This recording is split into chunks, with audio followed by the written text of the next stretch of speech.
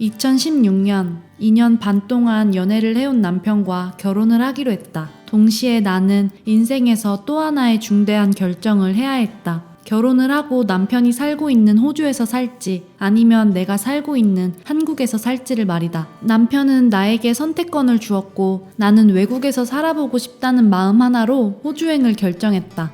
물론 아직 학생이던 남편이 학교를 끝마치는 것이 좋을 것 같다는 이유도 있었다. 아무튼 나는 그렇게 호주로 이민을 떠나게 됐다. 앞으로 어떤 고난이 찾아올지 가늠도 못한 채.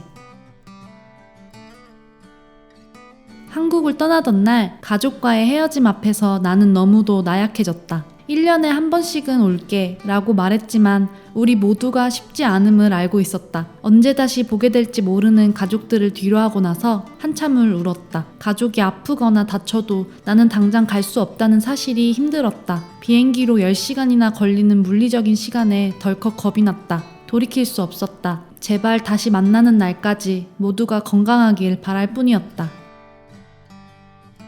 30살. 뭔가를 시작하기에 늦지 않은 나이라고는 하지만 평생 동안 살아왔던 나라가 아닌 곳에서 처음부터 시작하기란 쉽지 않았다. 사람도 언어도 낯선 것들 투성이인 나라에서 나는 소극적인 사람이 되어갔다. 한국에서의 30은 모든 것에 익숙한 나이였다. 사람과의 관계도 사회 속에서 살아가는 방법도 일을 처리하는 방법도 제법 능숙했다. 하지만 제로 상태가 된 이민 생활에서 나는 어린아이가 되어버렸고 좀처럼 나아가질 못했다. 나는 언제나 남편 뒤에 숨어 있었고 사회적인 인간이라고 자부하던 나는 비사회적인 것이 편한 사람이 되어갔다. 그런 내 모습조차 낯설어지기 시작했다. 답답했다. 호주라는 나라가 아니라 내가 답답했다. 실수하는 것이 두려워서 행동하지 못했고 시도하지 못했다. 계속 한국에 반쪽을 두고 온 기분이 들었다. 한국이 그리웠고 한국에 있는 나의 사람들이 그리웠고 한국에서 살던 내가 그리웠다.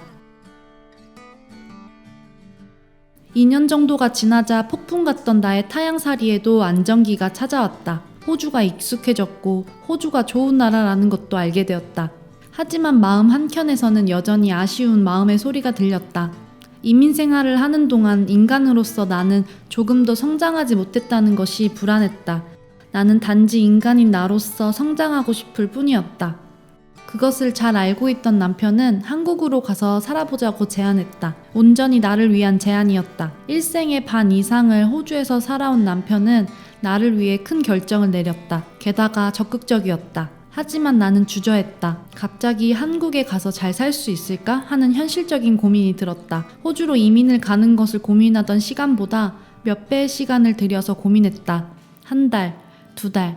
여전히 확신이 서지 않았다. 아직은 때가 아니라고 남편에게 말했다. 결정을 미루다 보니 어느새 나는 조금 변해 있었다. 삶을 대하는 태도나 생각이 달라져 있던 나는 한국에 가도 괜찮겠다는 마음을 가지게 되었다. 무엇보다 혼자가 아니었기 때문에 힘이 생겼다. 어디서든 우리 둘이서면 잘 살 수 있다고 확신하는 남편을 보면서 나는 나와 우리를 믿어보기로 했다.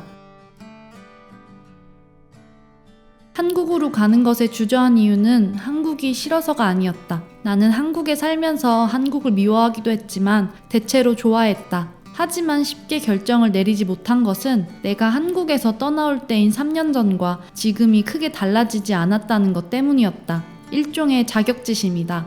내가 한국에 없는 동안 다른 사람들은 3년의 시간만큼 성장해 있었고 나는 계속 멈춰 있었다. 그냥 이방인으로서 살아가고 있었을 뿐이었다. 그래서 쉽지 않았다. 아무것도 아닌 내가 도망치듯 한국으로 가는 것의 모양새가 별로였기 때문이다. 하지만 그저 나를 딸로서, 누나로서, 친구로서 반겨주는 그들이 있다는 것만으로도 큰 힘이 되어서 이대로 돌아가도 괜찮겠다는 생각이 들었다. 한편으로는 될 대로 되라는 식의 무책임함이 한국으로 가는 결정에 보탬이 되기도 했다. 2019년 10월 호주에서의 짧지만 길었던 3년 3개월간의 이민 생활을 마치고 한국으로 돌아간다. 가족이 된 남편과 내가 맞이할 또 하나의 도전이자 우리의 인생에서의 또 하나의 챕터를 시작하게 되었다. 내 앞으로 또다시 고난과 역경이 찾아오겠지만 지금은 걱정보다는 기대를 해보려고 한다.